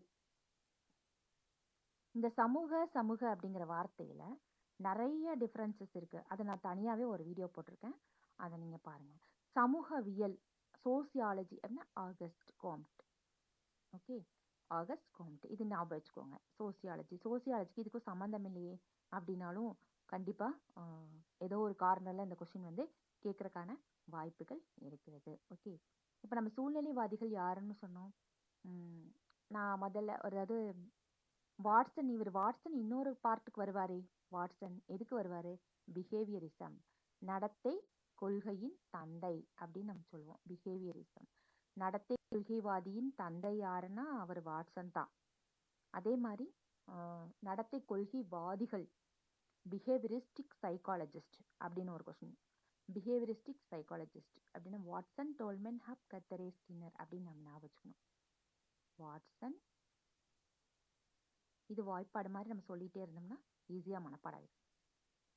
ஹப் அப்படிங்கிறது வந்து ஹெப் யாரு? கவனத்தை பத்தி சொன்னவர் தான் ஹெப். அதாவது நனவு பரப்பு மேல வரக்கூடிய அந்த தகவல்கள் அப்படின்னு சொல்லிட்டு வரும், அது கவனத்தோடு தொடர்புடையவர் இவர் ஹெப். கத்ரே கண்டினியூட்டி தியரி பார்த்துருக்கோமா? கத்ரே கண்டினியூட்டி தியரி பார்த்துருப்போம். அது மாதிரி ஒவ்வொருத்தர் வருவாங்க. இவங்கெல்லாம் யாருன்னு பார்த்துக்கோங்க, நடத்தை கொள்கைவாதிகள். Watson, Tolman, Hull, Guthrie, Skinner வரணும். Skinner, Watson, Tolman, Hull, Guthrie, Skinner இவங்கெல்லாம் வந்து யாரு? நடத்தை கொள்கைவாதிகள். ஆனா வாட்சன் சூழ்நிலையிலும் வருவாரு. வாட்சன் அண்ட் பெர்னார்ட் ரெண்டு பேரும் சேர்ந்து நிறைய எக்ஸ்பெரிமெண்ட் வந்து பண்ணியிருக்காங்க. சரி, ஓகே. இந்த மரபுக்கூறுகள் வந்து எப்படி கடத்தப்படும் விதம், எப்படி கடத்தப்படுது, அப்போ அந்த சில டேட்டாஸ் எல்லாம் நம்ம கண்டிப்பா தெரிஞ்சு வச்சிருக்கணும். இதுல பாத்துக்கோங்க, அந்த சினைமுட்டை எப்படி இருக்குது, விந்தணுவை விட 8500 மடங்கு பெரியது. நான் இங்க ஒரு சின்னதா ஒரு கோடு போடுறேன். இதுதான் கருமுட்டை அப்படின்னு வச்சுக்கலாம். இந்த கருமுட்டையில வந்து இந்த 8500 மடங்கு வந்து பெருசா இருக்கு. இவ்வளோதான் விந்து செல்லோட இந்த அளவு. இவ்வளோதான் விந்து செல்லோட அளவு இருக்கு. ஆனால் அந்த கருமுட்டை பார்த்துக்கோங்க 8500 மடங்கு பெரியது. இது ஒரு எக்ஸாமில் கேட்ட கொஷின், டிஆர்பி எக்ஸாமில் கேட்ட கொஷின். விந்து செல், அதாவது கருமுட்டை விந்து செல்லை விட எத்தனை மடங்கு பெரியது அப்படின்னு கேட்டாங்க. அதே மாதிரி இந்த தலைமுறை தாக்கம், 8 தலைமுறைக்கு இந்த தாக்கம் வந்து போயிட்டே இருக்கும். அதாவது ஒரு குழந்தை வந்து இப்போதான் வந்து ஃபார்ம் ஆயிருக்கு அப்படின்னு கேட்டுக்கோங்க. இதோட சைஸ் இப்படி இருக்கு அப்படின்னா அது குழந்தை வளர வரைக்கும் எவ்வளோ சைஸஸ் வந்து இன்க்ரீஸ் ஆகுது அப்படின்னா இந்த அளவுக்கு இந்த டெவலப்மெண்ட் எவ்வளோ வருதுன்னா 11 லட்சம் மடங்கு வந்து அதிகமாகுது. அந்த குழந்தை பிறந்ததுலேருந்து அதோட அளவு வந்து 11 லட்சம் மடங்கு அதிகமாகுது அப்படிங்கிற ஒரு டேட்டாவை நம்ம தெரிஞ்சுக்கணும். இது நான் வந்து எல்லாமே எக்ஸாம்ல இருந்து கேட்ட கொஷினை தான் நான் அடுத்தடுத்து எடுத்து போடுறேன். இது வந்து எக்ஸாம்ல என்ன பண்ணாங்கன்னா இந்த பவுண்டு கேட்டாங்க. நம்மளுக்கு வந்து எடை வந்து கிலோகிராம்ல இருக்கு, நம்ம புக்லேயும் கிலோகிராம்ல தான் இருக்கு. ஆனால் பேப்பர் 1ல என்ன பண்ணாங்க, இந்த வேல்யூ கேட்டாங்க, அதாவது 7 பவுண்ட். பவுண்டில் கேட்டால் ஒரு பிறந்த குழந்தையோட எடை வந்து 7 பவுண்டு. அதே கிலோகிராமில் கேட்டால் 3.25 கிலோகிராம். அதே மாதிரி பிறந்த குழந்தையின் உயரம் பாருங்க, 50 அல்லது 52 சென்டிமீட்டர். 50 அல்லது 52 சென்டிமீட்டர் வந்து அந்த குழந்தைகளோட அளவு இருக்கும் பிறந்த குழந்தைக்கு. இந்த கூற்று முக்கியமான கூற்று. மேதைகளிடமிருந்தே தோன்றுகிறார்கள். மேதைகளிடமிருந்தே தோன்றுகிறார்கள். இது யாரோட கூற்று அப்படின்னு கேட்டா நம்ம என்ன பண்ணணும், அது பிரான்சிஸ் கால்டனோட கூற்று. பிரான்சிஸ் கால்டனோட கூற்று. மேதைகளிடமிருந்தே தோன்றுகிறார்கள். பிரான்சிஸ் கால்டனின் கூற்று. ஓகே, நம்ம இந்த பெஞ்சமின் ப்ளூம், உங்களுக்கு வந்து இந்த பெஞ்சமின் ப்ளூம் வந்து தனியாக ஒரு வீடியோ நான் போடுறேன். என்னன்னு கேட்டுக்கோங்க. இந்த பெஞ்சமின் ப்ளூம் வந்து அவ்வளோ இம்பார்ட்டண்ட்டான ஒரு பகுதி. இதில் ஒரு டேட்டா கொடுத்துருக்காங்க. அதாவது அந்த நுண்ணறிவு இன்டெலிஜென்சி வந்து எத்தனை அளவுக்கு அந்த குழந்தைகளுக்கு வந்து வளர்ச்சி அடையுது அப்படின்னு கேட்குறாங்க. அதாவது 0 to 4, 4 வயது வரைக்கும் 50% வளர்ச்சி அடைஞ்சிருது. 5 to 17 வயசு வரைக்கும் 50% வளர்ச்சி அடைஞ்சு, அப்போ மொத்தமாக 100% வளர்ச்சி அடைஞ்சிச்சா? 17 வயசுக்குள்ள எல்லாம் வளர்ச்சி அடைஞ்சிருது. அதனால தான் நம்ம வந்து நுண்ணறிவு ஈவெல்லாம் கால்குலேட் பண்ணும்போது 16 வயது மேக்சிமம் ஏஜ். நம்ம வந்து நுண்ணறிவு வயது கணக்கிட வேண்டிய கால அளவு அப்படின்னு சொல்லி கொடுத்துட்டு 21 வயதெல்லாம் கொடுத்தாங்கன்னா நம்ம 21 வயதெல்லாம் கிளிக் பண்ணக்கூடாது, அது தப்பு. 16 வயதோட தான் முடியுது. அதாவது மேக்சிமம் மென்டல் ஏஜ் வந்து 16 இயர்ஸ். கால வயது வந்து 16 வரைக்கும் தான் இருக்கு. அதுக்கு மேல ஒரு 25 வயதுடைய ஒருவருக்கு அப்படின்னு கேட்டாங்கன்னு வச்சுக்கோங்களேன், நுண்ணறிவு ஈவு கேட்டாங்கன்னா, அப்ப நம்ம 25 வயசு எடுத்தோம்னா அது கணக்கீடு வந்து தப்பா வரும். அதை நம்ம பார்த்துக்கணும். 14 முதல் 17 வயதுக்கு மேல வந்து நுண்ணறிவு வளர்ச்சி அடைவது ரொம்ப இம்பார்ட்டண்ட்டான கான்செப்ட். இது உண்மைதான். இப்போ வரைக்கும் நம்ம பெஞ்சமின் ப்ளூமோட டாக்ஸானமி தான் நம்ம ஃபாலோ பண்ணிட்டு இருக்கோம். நான் இந்த ப்ரீவியஸ் வீடியோ ஸ்க்ரோல் பண்ணி பார்த்தீங்கன்னா அதில் நான் போட்டிருப்பேன், பெஞ்சமின் ப்ளூமோட டாக்ஸானமி ஃபுல்லாக நம்ம பார்த்துருப்போம். அடுத்தது வந்து இந்த டேட்டா ரொம்ப முக்கியம். இது இப்போ நான் சொல்ல வர்றது ரொம்ப ரொம்ப இம்பார்ட்டண்ட். அதாவது டெவலப்மெண்ட், இதை வச்சு தான் நிறைய ஆய்வுகள் வந்து மேற்கொண்டாங்க. Development is equal to growth. நல்லா கவனிச்சுக்கணும். growth plus maturation. மெச்சுரேஷன்னா முதிர்ச்சி ப்ளஸ் லேர்னிங். இதை நான் பக்கம் பக்கமாக எழுதுனேன். மெச்சுரேஷன் இருந்தால் தான் லேர்னிங் நடக்கும். இப்படி எக்ஸாமில் கொஸ்டின் கேட்பாங்க. முதிர்ச்சி இருந்தால் மட்டுமே கற்றல் நடைபெறும். இதுக்கு ஒரு பெரிய ஆய்வே நடத்தினாங்க. முதிர்ச்சினால மட்டும்தான் கற்றல் நடைபெறும் அப்படிங்கிறதுக்கு ஒரு ஆய்வு நடத்தினாங்க. டெவலப்மெண்ட் இஸ் ஈக்குவல் டு, இது ஒரு ஃபார்முலா ஈக்குவேஷன் மாதிரி, இதை நம்ம ஞாபகம் வச்சுக்கணும். Development is equal to growth plus maturation and learning. Okay, நான் ஒரு உயிரியின் நடத்தையில் ஏற்படும் மேம்பாட்டை கற்றல் என்கிறோம். நல்லா நம்ம கவனிச்சுக்கணும். இப்போ கற்றல் வேற, பழக்கம் வேற. Learning is different from habit அப்படின்னு நம்ம சொல்லுவோம். ஹேபிட் நம்ம எப்பவுமே என்ன பண்ணுவோம், நடத்தையில் ஏற்படக்கூடிய ஒரு உயிரியின் நடத்தையில் ஏற்படக்கூடிய நிரந்தர மாற்றம், அதுதான் நம்ம லேர்னிங் அப்படின்னு சொல்லுவோம். Permanent change in the behaviour. Permanent change in the behaviour அப்படின்னா அது வந்து நம்ம லேர்னிங் எழுதணும். நல்லா ஞாபகம் வச்சுக்கோங்க. ஒரு எக்ஸாம்ல எல்லாரும் லேர்னிங் எழுதிட்டு வந்துட்டு அந்த கொஷினே தப்பா போச்சு. டெம்பரரி சேஞ்சுன்னு கேட்டாங்க. டெம்பரரி சேஞ்ச் வந்து ஹேபிட். அதாவது தற்காலிக நடத்தை மாற்றம். இது வந்து பெர்மனன்ட் சேஞ்ச் இன் பிஹேவியர். நிரந்தர நடத்தை மாற்றத்தை தான் நம்ம என்ன சொல்லுவோம்? லேர்னிங், கற்றல் அப்படின்னு நம்ம சொல்லுவோம். ஆனா டெம்பரரி சேஞ்ச், தற்காலிக மாற்றம்னு ஒரு வேர்டு வந்துருச்சு. தற்காலிக மாற்றம் அப்படின்னு ஒரு வார்த்தை பார்த்தா, டெம்பரரி சேஞ்ச் அப்படின்னு பார்த்தா அது ஹேபிட். நம்ம வந்து ஹேபிட்டை வந்து எப்போ வேணா மாற்ற முடியும். ஹேபிட்டை நம்ம மாற்ற முடியும், மாற்றிக்கலாம். டெம்பரரி சேஞ்ச் தான்.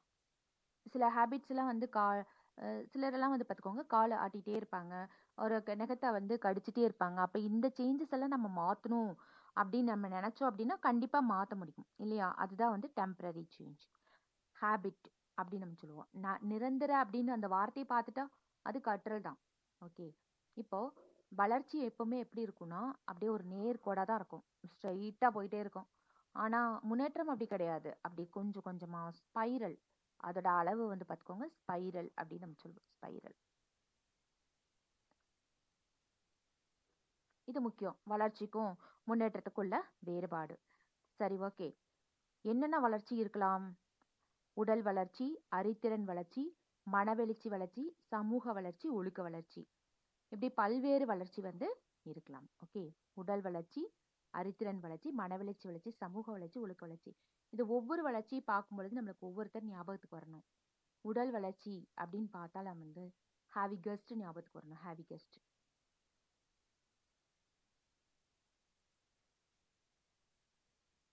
அதை நான் சொல்றேன் இப்ப எப்படி எப்படின்னு சொல்லிட்டு. வளர்ச்சி சார் நிலைகள், வளர்ச்சி சார் நிலைகளை தந்தவர், வளர்ச்சி சார் நிலைகள் அப்படின்னு பார்த்தா நீங்க ஹாவிகஸ்ட் தான் எழுதணும். Developmental task,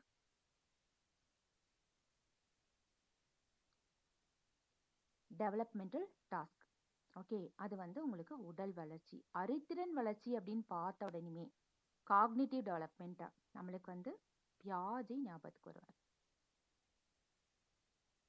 பியாஜே. அதே மாதிரி emotional development, social development, moral development எல்லாத்தையும் நம்ம தனித்தனியாக நம்ம பார்க்க போகிறோம். ஓகே, அடுத்தது பார்த்துக்கோங்க, வளர்ச்சி மற்றும் முன்னேற்றத்துக்கான வேறுபாடு என்ன? வளர்ச்சி முன்னேற்றத்துக்கு வேறுபாடு என்ன? முக்கியமா பார்த்தோம்னா இந்த வளர்ச்சி எதனால மட்டும்தான் தீர்மானிக்கப்படுகிறது? மரபு நிலையால் மட்டும்தான் தீர்மானிக்கப்படுகிறது. இந்த முன்னேற்றம் சூழ்நிலையால் தீர்மானிக்கப்படுகிறது. சூழ்நிலையால் தீர்மானிக்கப்படுகிறது. இது நம்ம அளக்க முடியுமா? நான் முதலே சொன்ன மாதிரி இது குவான்டிடேட்டிவ். இது வந்து தரமானது, துல்லியமானது, தரமானது. இது வந்து பார்த்துக்கோங்க, முதிர்ச்சிக்கு பின் நின்று போகும். ஒரு சர்டைன் ஸ்டேஜ் வந்துருச்சுன்னா அது நின்றும். அதாவது நம்ம 21 வயசுக்கு மேலே வளர மாட்டோம்னு சொல்கிறோம் இல்லையா? ஆனால் 21 வயசுக்கு மேலே நம்மளால் டெவலப் ஆக மாட்டோமா? முன்னேற மாட்டோமா? நல்ல தொழில் செஞ்சு நிறைய பணம் ஈட்டக்கூடிய தன்மை நமக்கு வரலாம். தொடர்ந்து நடைபெற்று கொண்டே இருக்கும் இல்லைங்களா? அப்போது இது தொடர்ந்து லைஃப் லாங் ப்ராசஸ். இது வந்து லைஃப் லாங் ப்ராசஸ். இது வந்து கொஞ்ச நாளில் முடிஞ்சு போயிடும். இது லைஃப் லாங் நடக்கக்கூடியது. இது வந்து ஷார்ட்டாக அட்லீஸ்ட் 21 இயர்ஸில் இது முடிஞ்சு போயிடும். இங்கேயும் தனியால் வேறுபாடு இருக்கும், இங்கேயும் தனியால் வேறுபாடு இருக்கும். இண்டிவிஜுவல் டிஃப்ரென்சஸ் அப்படின்னு நம்ம சொல்லுவோம் இல்லையா? இங்கேயும் தனியால் வேறுபாடு இருக்கும், இங்கேயும் தனியால் வேறுபாடு இருக்கும். இங்கே வந்து தனியால் வேறுபாடு எப்படி இருக்கும் அப்படின்னு பார்த்துக்கோங்க, ஒருத்தர் ஹைட்டாக இருப்பார், ஒருத்தர் ஷார்ட்டாக இருப்பார், கலர்ஸ் வேறுபாடாக இருக்கலாம், அது மாதிரி தான். ஆனால் இங்கே வந்து பார்த்துக்கோங்க, அவங்களோட திறமை, ஆட்டிடியூடு, ஆப்டிடியூடு, இன்டெலிஜென்ஸு, கெப்பாசிட்டி, இதெல்லாம் வச்சு நம்ம வந்து தனியால் வேறுபாட்டை நம்ம தீர்மானிப்போம். ஓகே, இது வந்து குறிப்பிட்ட திசையை கொண்டது அல்ல, குறிப்பிட்ட திசையை கொண்டது அல்ல. ஆனால் இது வந்து பார்த்துக்கோங்க வரிசை கிரமமானது, சுருள் வடிவமானது. ஸ்பைரல்னு சொன்னோம் இல்லையா? இது அடிக்கடி கேட்குற கொஷின் தான் இது. ஸ்பைரல். வளர்ச்சி குறிப்பிட்ட திசையை கொண்டது அல்ல. இந்த சோதனை கெல்லாக் அப்படின்னு நம்ம சொல்லுவோம். கெல்லாக் வந்து இந்த சோதனை பண்ணியிருக்காங்க. அது என்ன அப்படின்னு பார்க்கலாம். அதாவது ஒரு மனித குரங்கு அதை எடுத்துட்டாங்க, அதே மாதிரி சிம்பன்சி இருக்கு இல்லையா, அதே மாதிரி ஒரு ஒரு குழந்தை பேபி ரெண்டையும் ஒரே மாதிரி சூழ்நிலையில வளர்க்குறாங்க. ஆனா மரபின் அடிப்படையில அந்த குரங்கிற்கு வந்து இருக்கக்கூடிய பண்புகள் வெவ்வேறு மாதிரி இருக்கு. அதாவது சீக்கிரமா ஒரு மரத்துலேருந்து இன்னொரு மரத்துக்கு தாவுறது, ஓடுறது, இந்த மாதிரி எல்லாம் வந்து மனித குரங்குனால பண்ண முடிஞ்சுது. ஆனா குழந்தைக்கு அப்படி கிடையாது. குழந்தைக்கு வந்து ஒரு காக்னிட்டிவ் டெவலப்மெண்ட்னு சொல்லுவோம் இல்லையா, அறிதிறன் வளர்ச்சி. அப்ப அறிதிறன் வளர்ச்சியில பார்த்தா இமிட்டேட் பண்றது, நல்ல லாங்குவேஜ் டெவலப்மெண்ட்டு, இந்த மாதிரியெல்லாம் வந்து அந்த குழந்தனால பண்ண முடிஞ்சுது. அப்போ அம் சூழ்நிலை வந்து ஒருவருடைய இதை வந்து தீர்மானிக்காது. அப்ப மரபு வந்து கடத்தப்படுகிறது. மரபு வந்து முக்கியமான காரணி. ஒரு மனிதனுடைய வளர்ச்சியில அப்படின்னு சொன்னவங்க யாரு? Kellogg and Kellogg. இந்த இது மட்டும் ஞாபகம் வச்சுட்டா போதும். முடிவ மட்டும் ஞாபகம் வச்சுட்டா போதும். ஓகே. மரபு முக்கியமானது. கெல்லாக் அண்ட் கெல்லாக் ஆய்வு எதை அடிப்படையாக கொண்டது? மரபு மிகவும் முக்கியமானது. அவ்வளவுதான். அடுத்தது சீசல் தாம்சனோட ஆய்வு வந்து மெச்சூரேஷன். நல்லா ஞாபகம் வச்சுக்கணும். ஒவ்வொரு இதுமே நம்மளுக்கு வந்து கன்ஃபியூஸ் ஆகுற மாதிரி இருக்கும். மெச்சூரேஷன் அதாவது கற்றல் நிகழ்றதுக்கு முதிர்ச்சி அவசியம்.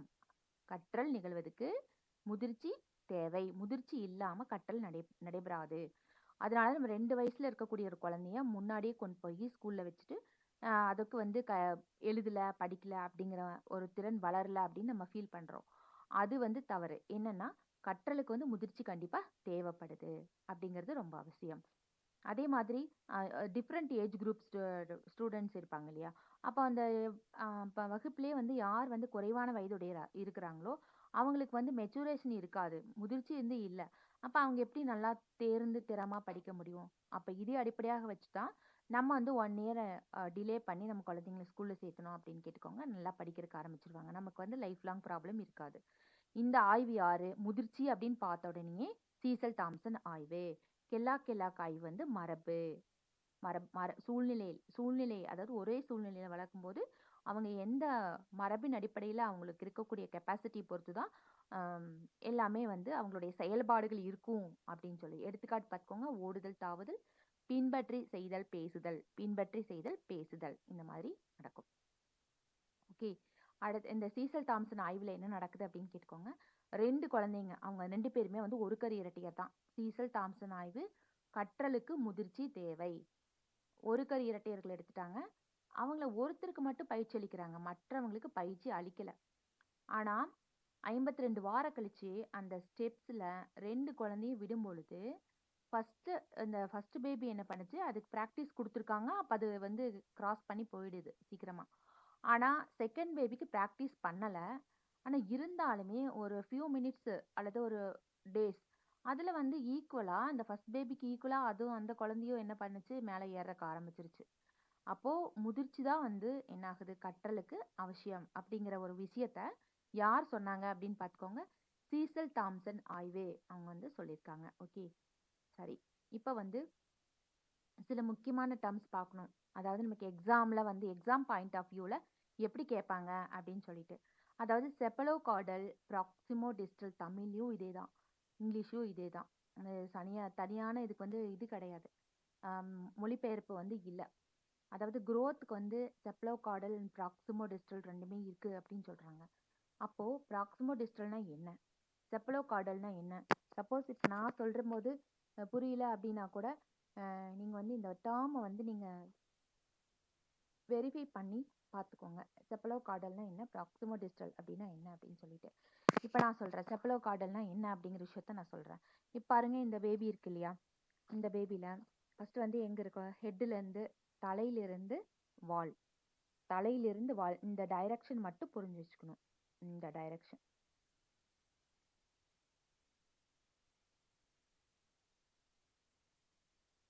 இந்த ஒரு ஏரோ மார்க்க பாருங்க. ஹெட் டு டெயில் இந்த வேர்டு தான் முக்கியம். ஹெட் டு டெயில் வளர்ச்சி வந்து இப்படி நடக்குது. ஹெட் டு டெயில் வளர்ச்சி நடந்துச்சு. ஃபர்ஸ்ட் வந்து இது எப்படி நம்ம ப்ரூஃப் பண்ணலாம்னா, பிறந்த குழந்தைக்கு தலை நிற்காது. ஆனால் அது 3 monthsல வந்து தலை வந்து நல்லா நின்னுக்கும். அப்புறம் வந்து ட்ரங்க், அப்புறம் தான் லெக். இந்த ஆர்டர்ல தான் வந்து அந்த குழந்தையோட டெவலப்மெண்ட் இருக்கும். ஓகே.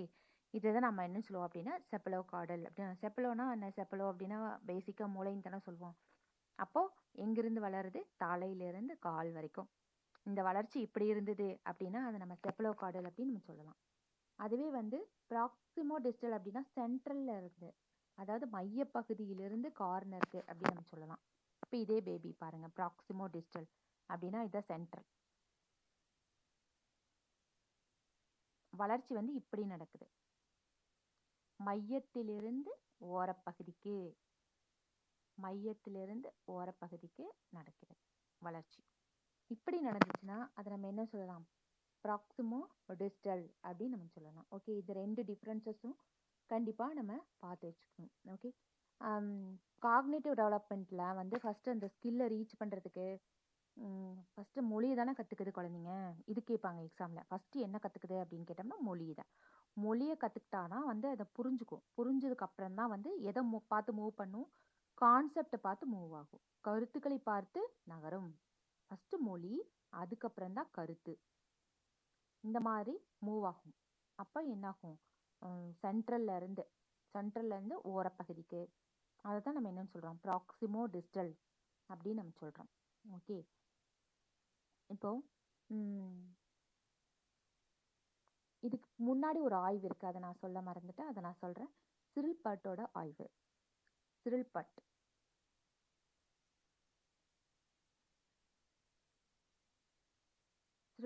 நம்ம கேள்விப்பட்டிருப்போம். அதாவது இரத்த அளவு, இரத்த உறவு முறை,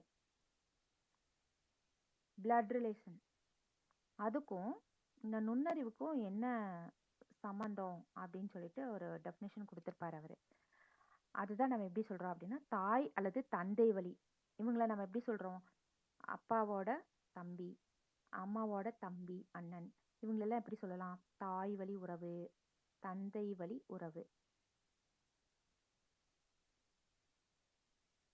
இந்த மாதிரி இருந்துச்சு அப்படின்னு கேட்டோம்னா நுண்ணறிவு எப்படி மாற்றப்படும்? நுண்ணறிவு அவங்களோட நுண்ணறிவுக்கும் இவங்களுக்கும் எப்படி இருக்கும் அப்படின்னா 12.5%.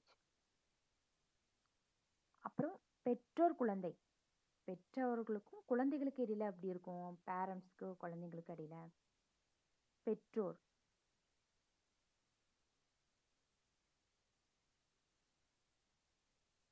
நுண்ணறிவு மாற்றம் வந்து 50% இருக்கும்.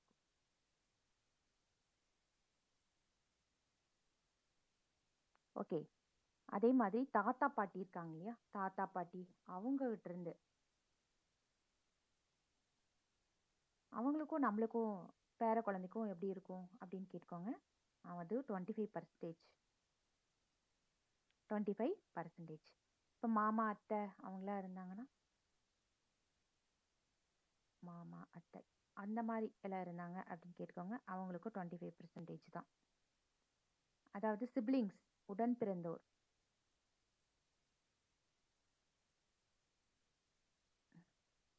அவங்களுக்கு எவ்வளோ பர்சன்டேஜ் வரும்? 50%. அண்ணன் தம்பி அப்படி இருந்தால் கூட 50%. அதே மாதிரி இருக்கரு இரட்டையருக்கும் அதே தான். இருக்கரு இரட்டையர், இருக்கரு இரட்டையருக்கும் 50% தான். ஆனால் ஒரு கரு இரட்டையர் இருப்பாங்க பார்த்துக்கோங்க.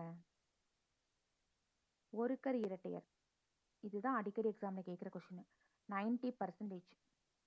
அப்போ இந்த டேட்டா வந்து கொஞ்சம் ரொம்ப முக்கியமானது, அதை நம்ம தெரிஞ்சு வச்சுக்கணும். ஓகே, அடுத்தது நம்ம பார்க்க போகிறது பார்த்துக்கோங்க, டெவலப்மெண்டல் டாஸ்க். இதுதான் நான் சொன்னேன் ஹாவிகஸ்ட் அப்படின்னு சொல்லிட்டு. வளர்ச்சிசார் நிலைகள், குழந்தையின் வளர்ச்சிசார் நிலைகள் பற்றி கோட்பாடுகளை வெளியிட்டவர். வளர்ச்சிசார் நிலை பற்றிய கோட்பாட்டை வெளியிட்டவர் ஹாவிகஸ்ட். ஓகே, அதாவது ஒவ்வொரு ஸ்டேஜ்லையும், அதாவது 3 months ஆனால் கண்டிப்பாக அந்த குழந்தை குப்புற விழுந்திருக்கணும். அப்புறம் 4 months ஆச்சு அப்படின்னு கேட்டால் தலை நின்றுருக்கணும். அதே மாதிரி 7 months 8 months ஆச்சு அப்படின்னா கொஞ்சமாவது தவந்திருக்கணும். 8 months அப்படிங்கும்போது 8 வச்சிருக்கணும்னு சொல்லுவாங்க. அதே மாதிரி 11 வயசு அப்படிங்கும்போது நல்லாவே நடக்கணும். அப்போ இதெல்லாம் தான் டெவலப்மெண்டல் டாஸ்க்.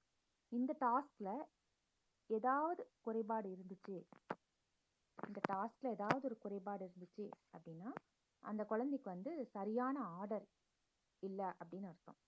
அந்த வளர்ச்சி நிலைகளில் சரியான ஆர்டர் இல்லை அப்படின்னு அர்த்தம். இப்போ இவர் சொல்கிற இந்த நிலைகள் வந்து ரொம்ப முக்கியம்.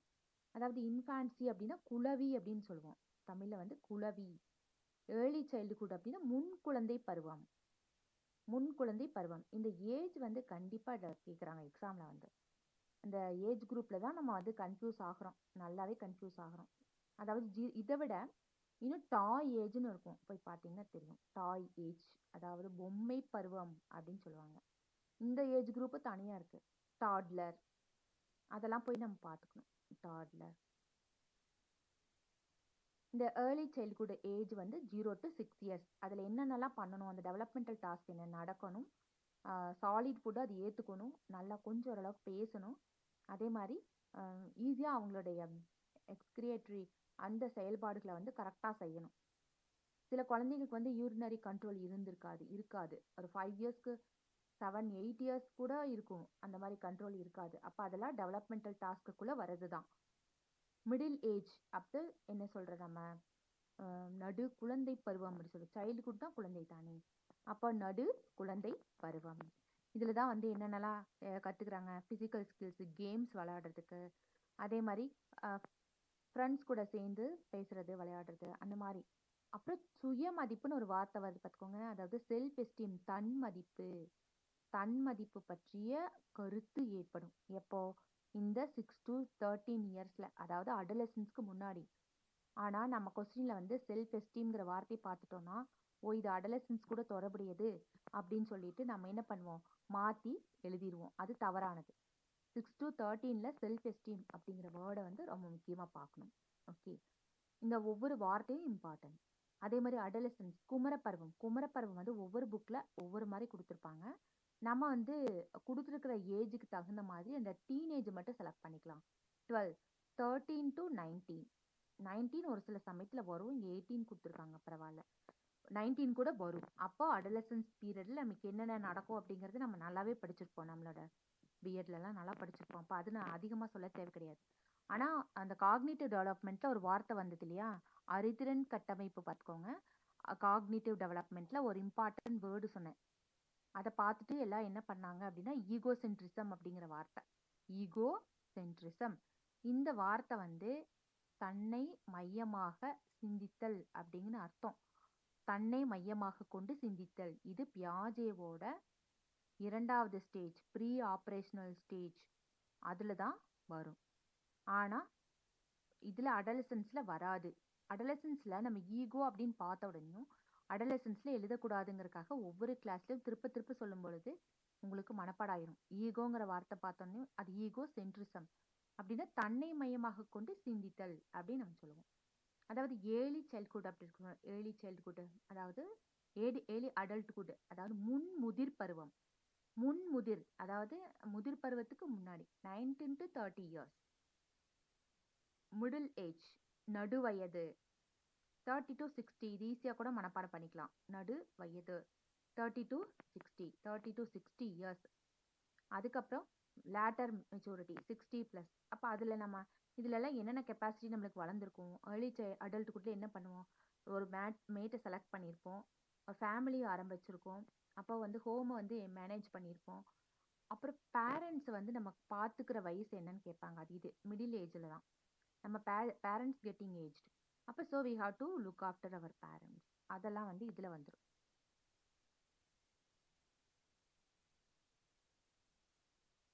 லேட்டர் மெச்சூரிட்டி, அதில் வந்து அட்ஜஸ்டிங் டு டிக்ரீஸிங் ஃபிசிக்கல் ஸ்ட்ரென்த்தும் டிக்ரீஸ் ஆயிரும், எக்கனாமிக்கலாகவும் நம்ம வந்து கொஞ்சம் பேலன்ஸ் இல்லாமல் இருப்போம். அப்போ அதையெல்லாம் மேனேஜ் பண்ணுறது தான் நம்ம வந்து என்ன சொல்கிறோம் அப்படின்னு கேட்டுக்கோங்க, லேட்டர் மெச்சூரிட்டி அப்படின்னு நம்ம சொல்கிறோம். ஓகே, இனி நம்ம அடுத்த கான்செப்ட், ஒரு முக்கியமான கான்செப்டுக்குள்ளே போகிறோம். இப்போ நான் சொன்னது வந்து ஹேவி கெஸ்ட். ஓகே, இந்த ஹா அதுலேயே நமக்கு கன்ஃபியூஸ் ஆகும். ஹேவி கெஸ்ட் அப்படின்னு நம்ம சொல்லுவோம். ஆனால் இது வந்து ஹர்லாக்கோட டெஃபினேஷன் இல்லாமல் எந்த கொஸ்டின் பேப்பரும் வர்றது கிடையாது. அதனால தான் இந்த ஹர்லாக்கோட டெஃபினேஷன் நான் சொல்கிறேன் உங்களுக்கு. ஹர்லாக்கோட வளர்ச்சி தொடர்பான கருத்து என்ன, ஹர்லாக் வந்து வளர்ச்சியை எப்படி டிஃபைன் பண்ணுறாரு, change in size, proportion, disappearance of old features, நம்மளோட ஓல்டு ஃபியூச்சர்ஸ் எல்லாம் மறைஞ்சிரும், and acquisition of new ones. இதெல்லாம் வந்து சைஸ் ப்ரப்போர்ஷன் பார்த்தாலே நம்ம வளர்ச்சி அப்படின்னு நம்ம சொல்லுவோம். சைஸ் ப்ரப்போர்ஷன் இதில் பார்த்தாலே வளர்ச்சி. ஆனால் அந்த டெஃபினேஷன் யார் தந்தது, ஹர்லாக் தருவார். ஹர்லாக், வளர்ச்சி என்பது அளவு மாற்றம், பழைய அம்சங்களின் மறைவு மற்றும் புதியவற்றை பெறுதல் அப்படின்னு சொல்லிட்டு ஹர்லாக் வந்து அந்த டெஃபினேஷன் வந்து சொல்லியிருப்பார். அதே மாதிரி டெவலப்மெண்ட் பற்றி, முன்னேற்றம் பற்றி ஒரு வரையறையும் சொல்லியிருக்காரு. அப்போ பின்வருவனவற்றுள் எது ஹர்லாக்கின் முன்னேற்றம் பற்றிய கோட்பாடு அப்படின்னு கொடுத்துருவாங்க. அப்போ நம்மளுக்கு வந்து மீனிங் வந்து சரியாக புரியாமல் நம்ம என்ன பண்ணிடுவோம், மாற்றி எழுதி வச்சுட்டு வந்துடுவோம். இதனால தான் இவ்வளோ ரிஸ்க் டேக்கிங் தான் வந்து சைக்காலஜியில் வந்து நடக்குது. அப்போது இதை வந்து நம்ம என்ன பண்ணிக்கணும், மாற்றிக்கணும். அதுக்காக தான் இந்த டெஃபினேஷன்ஸ் வந்து திருப்ப திருப்ப திருப்ப நான் சொல்கிறேன். Development means a progressive series of changes that occur in a orderly predictable pattern. அதாவது நான் முதலே சொல்லியிருக்கேன், ஆர்டராக இருக்கும். அதே சமயத்தில் நம்ம முன்னேற்றத்தை வந்து முன்கூட்டியே நம்மளால கணிக்க முடியும். Orderly predictable pattern. சின்ன கிளாஸ்ல ஒரு சில குழந்தைங்க நல்லா படிக்கிறாங்க அப்படின்னா நல்லா டெவலப் ஆயிடுவாங்க கண்டிப்பா. அது மாதிரி தான் ஹர்லாக்கோட வளர்ச்சி என்பது முதிர்ச்சி மற்றும் அனுபவம். எக்ஸ்பீரியன்ஸ் அண்ட் மெச்சூரேஷன் அந்த வார்த்தை தான் முக்கியம். அதுல என்ன இருந்தது, சைஸ்ன்னு இருந்தது. இதுல வந்து எக்ஸ்பீரியன்ஸ் இருக்கு பார்த்துக்கோங்க. எக்ஸ்பீரியன்ஸ் அண்ட் மெச்சூரேஷன், முதிர்ச்சி மற்றும் மெச்சூரேஷன் அண்ட் எக்ஸ்பீரியன்ஸ், முதிர்ச்சி மற்றும் என்ன சொல்லலாம், அனுபவம். அது ரொம்ப முக்கியமான வார்த்தை. ஓகே, அடுத்து இன்னொரு ஃபேமஸான கொட்டேஷன் இருக்கு. ஹர்லாக்கோட வரையறை இப்போ 3 சொல்லியிருக்கேன். ஒன்று வந்து எதை தொடர்பானது, growth. இன்னொன்று வந்து டெவலப்மெண்ட் பற்றினது.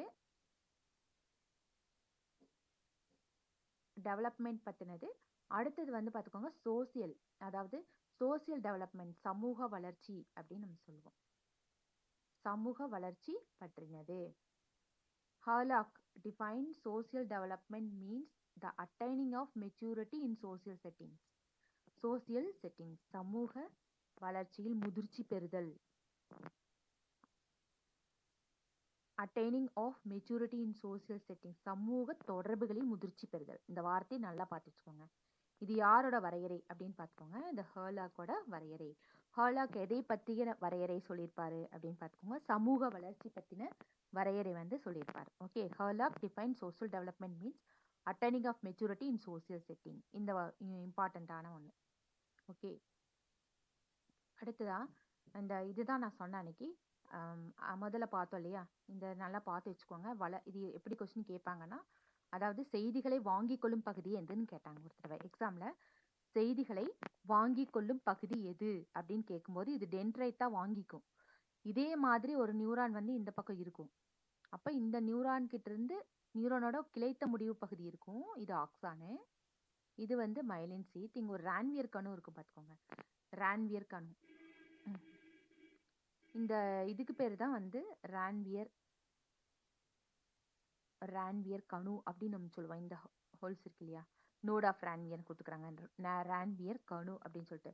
அப்போ அது செய்திகள் வந்து ஒரு நியூரான் மற்றொரு நியூரானுக்கு செல்லக்கூடிய பாதைன்னு கேட்டால் ஃபர்ஸ்ட் இது எக்ஸாமில் அப்படி தான் வந்து கன்ஃபியூஸ் பண்ணி கேட்டாங்க. ஃபர்ஸ்ட் டென்ட்ரைட்டுக்கு போகும், அதுக்கப்புறம் செல் உடலம்,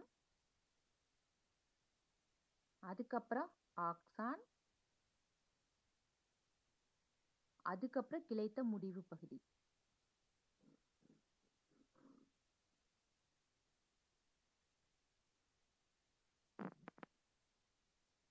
கை கால் ஒருங்கிணைப்பு, அதுக்கு என்ன வந்ததுன்னு myelin sheath. Process of myelination, coordination of eye and hand அப்படின்னு நம்ம சொல்லுவோம். Coordination of eye and hand. இப்போ coordination of eye and hand இல்லைனா தான் நிறைய குழந்தைங்களுக்கான ஹேண்ட் ரைட்டிங் வந்து மாறுபட்டிருக்கு. அந்த குழந்தைங்களால நல்லா படிக்க முடியும், ஆனால் எழுத முடியாது. அப்போ அந்த மைலினேஷன் வந்து ப்ராசஸில் ஏதோ ப்ராப்ளம் இருக்கு அப்படின்னு நம்ம சொல்லுவோம். ஓகே, அதுதான் வந்து இந்த அடுத்த பகுதி. இப்போ நான் ஒரு சில கொஸ்டின்ஸ் வந்து உங்களுக்கு நான் கொண்டு வந்திருக்கேன். எப்படின்னா, இப்படிதான் எக்ஸாம்ல வந்து கொஸ்டின் கேட்பாங்க. Which of the following best defines growth in the context of child development? பின்வருவனவற்றில் எது வளர்ச்சியை பற்றிய சரியான வரையறையை கொடுக்கிறது? வளர்ச்சியை பற்றிய சரியான வரையறையை கொடுக்கிறது அப்படின்னு கேட்டா, increase in skills and abilities, அது வந்து டெவலப்மெண்ட்டுக்கு வந்துடும். குவாலிட்டேட்டிவ் சேஞ்சஸ், குவாலிட்டி அப்படின்னாலே அதுவும் டெவலப்மெண்ட் தான். எமோஷன், அதுவும் டெவலப்மெண்ட் தான். ஆனால் increase in size, height, weight, எடை, உயரம், அளவு ஆகியவற்றில் அதிகமாதல், அதுதான் வந்து என்னது, growth in the context of that. நல்லா பார்த்துக்கணும். இப்போ கொஸ்டின் எப்படின்னா, நம்ம இதை பார்த்துடக்கூடாது. சைல்டு டெவலப்மெண்ட், அதாவது குழந்தை முன்னேற்றம், குழந்தை வளர்ச்சி. இது தமிழில் பார்த்தா கொஸ்டின் வேற மாதிரி இருக்கும், இங்கிலீஷில் பார்த்தா கொஸ்டின் வேற மாதிரி இருக்கும். நம்ம இதை மட்டும் தான் பார்க்கணும். கொட்டேஷன் கொடுத்துருக்காங்களே growth, ஆனால் நம்ம என்ன பண்ணுவோம், வேகமாக படிச்சுட்டு சைல்டு டெவலப்மெண்ட் அப்படின்னு பார்த்துட்டு, ஓ சைல்டு டெவலப்மெண்ட்டுக்கு ஸ்கில்ஸ் எபிலிட்டிஸ் எல்லாம் இருக்குது அப்படின்னு சொல்லிட்டு இந்த கொஷினை மாற்றி பார்த்து எழுதி வச்சுட்டு வந்துடுவோம். இதில் ஏதாவது ஒன்று டக்கு நம்ம கண்ணுக்கு படும். ஆனால் ஃபுல்லாக படிக்காம ஏ படிக்கணும், பி படிக்கணும், சி படிச்சு, டி படிச்சுட்டு கடைசியாக தான் ஒரு முடிவுக்கு கன்க்ளூஷனுக்கு வரணும். அந்த மாதிரி increase in size, growth, height, இதுதான் வந்து இதுக்கான ஆன்சர். அடுத்த கொஸ்டின் பாருங்க. Development is different from growth because it includes. அதாவது முன்னேற்றம், வளர்ச்சி அது வந்து வேறுபட்டதா இருக்கு. ஏன் அப்படின்னு கேட்குறாங்க. முன்னேற்றம் வளர்ச்சியை விட வேறுபட்டதாக உள்ளது ஏன் அப்படின்னு கேட்குறாங்க. பாருங்க. Only physical changes. Development is different from growth. Only biological maturation. ரெண்டுமே ஒன்லி வந்திருக்கு. அப்போ வந்து நம்ம இது ரெண்டு சாய்ஸுமே நம்ம வராது. A sequence of changes in physical, cognitive and social domains. இங்க பாருங்க, டெவலப்மெண்ட் தான் இங்க முன்னாடி வந்திருக்கு. டெவலப்மெண்ட் தான் நம்ம பார்க்கணும். Different from growth. ஏன் அப்படின்னு கேட்டோம்னா அதுல வந்து ஒரு சீக்வன்ஸா இருக்குது. நான் சொன்னேன் எப்பவுமே வந்து ஒரு சீக்வன்சியல் ஆர்டர்ல இருக்கும். சீக்வன்சியல் ஆர்டரில் தான் நம்ம டெவலப்மெண்ட் நடக்கும். ஃபிசிக்கல் டெவலப்மெண்ட் ஆகட்டும் சரியே, அதாவது உடல் வளர்ச்சி ஆகட்டும் சரியே, அறிதிறன் வளர்ச்சி ஆகட்டும் சரியே, சமூக வளர்ச்சி ஆகட்டும் சரியே, எல்லாமே ஒரு குறிப்பிட்ட ஆர்டரில் தான் இருக்கும். ஓகே. அடுத்தது changes in weight and height. இப்போ இது எல்லாமே பார்த்தீங்கன்னா maximum biological maturation, physical change, height, body எல்லாமே வந்து உங்களுக்கு எதோட தொடர்புடையதாக இருக்குது? growth-ஓட தொடர்புடையதாக இருக்குது. Development is different from because it includes. டெவலப்மெண்ட்ல என்னென்னலாம் இருக்கலாம்? ஃபிசிக்கல் டெவலப்மெண்ட் இருக்கலாம், காக்னிட்டிவ் டெவலப்மெண்ட் இருக்கலாம். ஆனால் இது எதை மட்டும்தான் பேசுது? ஃபிசிக்கல் டெவலப்மெண்ட் மட்டும் தான் பேசுது. ஏ, பி, டி மூணுமே ஃபிசிக்கல் டெவலப்மெண்ட் மட்டும் தான் பேசுது. ஆனால் இது வந்து பயாலாஜிக்கல் மெச்சூரேஷன் அதை பற்றி பேசுது. ஓகே, அதுதான். அடுத்தது வந்து இந்த கரெக்ட் சீக்வன்ஸ் கொடுத்துருக்காங்க பார்த்துக்கோங்க. a sequence of changes in physical, cognitive and social domain. அடுத்த ஒரு முக்கியமான கொஸ்டின் பார்க்கலாம். during which stage does the child develop symbolic thought and begin to use language? நல்லா கவனிக்கணும். மொழியை கற்றுக்கொள்ளக்கூடிய வயது எது? சிம்பல் அப்படின்னா குறியீடு. நான் வந்து இந்த கொஸ்டின் நம்ம முதலே பார்த்துருக்கோம். காக்னிட்டிவ் டெவலப்மெண்ட் படிக்கும்போது இதை பார்த்துருக்கோம். During which stage does the child develop symbolic thought and begin to use language?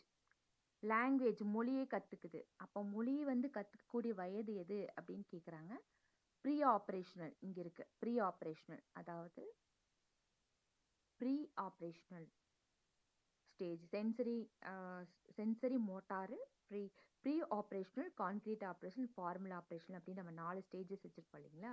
அதாவது குறியீட்டு சிந்தனை பருவம், செயலுக்கு முற்பட்ட நிலை, இது பருப்பொருள், இது வந்து ஃபார்மல் ஆப்ரேஷனல், அதாவது சிந்தனை செயல்பாடு, இது ஃபார்மல் ஆப்ரேஷனல். இந்த 4 ஸ்டேஜில் நல்லா கவனிக்கணும். மொழி அப்படின்னு வந்தாலே அது ப்ரீ ஆப்ரேஷனல் தான். ப்ரீ ஆப்ரேஷனலுக்கு ஏஜ் குரூப் போட்டிருப்போம் 2 to 7 அப்படின்னு நம்ம சொல்லுவோம். இதுதான் golden age of language development அப்படின்னு கேட்டால் 2 to 7 இயர்ஸ் அப்படி தான் இந்த கோல்டன் ஏஜ். அந்த ஏஜில் நம்ம அந்த குழந்தைகளுக்கு நிறைய மொழியை வந்து கற்றுக் கொடுக்க முடியும். அதிகப்படியான மொழியை நம்ம கற்றுக் கொடுக்க முடியும் அந்த 2 to 7 அப்படிங்கிற ஏஜ் குரூப்பில். இது நம்ம இப்போ முன்னாடி பார்த்துக்கிட்டிங்க காக்னிட்டிவ் டெவலப்மெண்ட் அப்படி சொல்லிட்டு நான் ஒரு வீடியோ போட்டிருப்பேன். அந்த வீடியோவில் வந்து உங்களுக்கு காக்னிட்டிவ் டெவலப்மெண்ட்னா என்ன, ஆக்சுவலாக அங்கே என்ன நடக்குது, ப்ரீ ஆப்ரேஷனில் என்னென்ன நடக்குது அப்படிங்கிற முழு தகவலும் அதில் இருக்கும். அடுத்தது வந்து அக்கார்டிங் டு பியாஜே இதில் வந்து பார்த்துக்கோங்க. இப்போ அடுத்த கான்செப்டை, which of the following is not a major area of development in children? எது வந்து மேஜர் ஏரியா கிடையாது? பார்த்தாலே தெரியுது நம்மளுக்கு. ஃபிசிக்கல் டெவலப்மெண்ட் நம்ம பார்த்துருக்கோம், உடல் வளர்ச்சி, அறிதிறன் வளர்ச்சி பார்த்துருக்கோம், சமூக வளர்ச்சி பார்த்துருக்கோம். இந்த ஸ்பிரிச்சுவல் வளர்ச்சி நம்மளோட தொடர்புடையதால பார்த்தாலே தெரியுது. அப்போ இந்த மாதிரி கொஸ்டின்ஸ் தான் வந்து கேட்பாங்க. இதில் கிட்டத்தட்ட ஒரு 60 to 70 கொஸ்டின்ஸ் நான் ப்ரிப்பேர் பண்ணி வச்சுருக்கிறேன். உங்களுக்கு வந்து அடுத்த டெஸ்ட்டில் வந்து நான் அந்த இந்த டெவலப்மெண்ட் பற்றி நம்ம அடுத்த டெஸ்ட்டில் வந்து கண்டிப்பாக நம்ம எக்ஸாம் எழுதலாம். சப்போஸ் இந்த கிளாஸ் குறித்த தகவல்களை நீங்கள் ஷேர் பண்ணுங்கள்.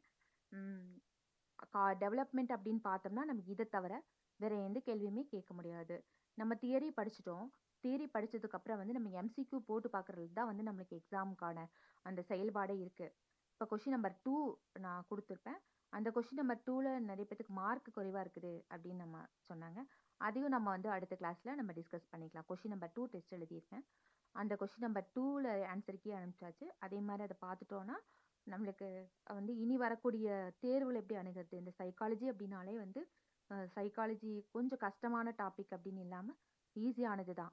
இந்த நான் சொல்ற மாதிரி இந்த சின்ன சின்ன சேஞ்சஸ் வந்து நம்ம பார்த்துட்டே வந்துட்டே இருந்தோம்னா கண்டிப்பா நம்மளால என்ன பண்ண முடியும், ஆம், நல்ல மார்க் வந்து சைக்காலஜில வாங்க முடியும். இந்த டாபிக் கொஞ்சம் வேகான டாபிக் தான், புரிஞ்சுக்க கொஞ்சம் கஷ்டமா இருக்கு. இப்போ நான் ஓரலா வந்து உங்களுக்கு வளர்ச்சினா என்ன, முன்னேற்றம்னா என்ன அப்படின்னு மட்டும்தான் சொல்லியிருக்கேன். இதுல கொஷின்ஸ் எப்படி கேட்கலாம், G to S, general to specific, பொதுவானவற்றிலிருந்து சிறப்பானவற்றிற்கு, இந்த மாதிரி கேள்விகள், சிறப்பானவற்றிலிருந்து பொதுவானவற்றிற்கு, இந்த மாதிரி கேள்விகள் வந்து கேட்கலாம். அதே மாதிரி இண்டக்டிவ் ரீசனிங், டிடக்டிவ் ரீசனிங், அந்த மாதிரி தொகுத்தாராய்தல், பகுத்தாராய்தல் அப்படின்னா என்ன, இந்த மாதிரியான கொஸ்டின்ஸ் வந்து டிஸ்கஸ் பண்ணிக்கலாம். நம்ம அடுத்த கிளாஸ்ல வந்து நான் அடுத்த ஒரு நல்ல டாபிக்கோட உங்களை நான் வந்து மீட் பண்றேன். தேங்க்யூ ஃபார் வாட்சிங்.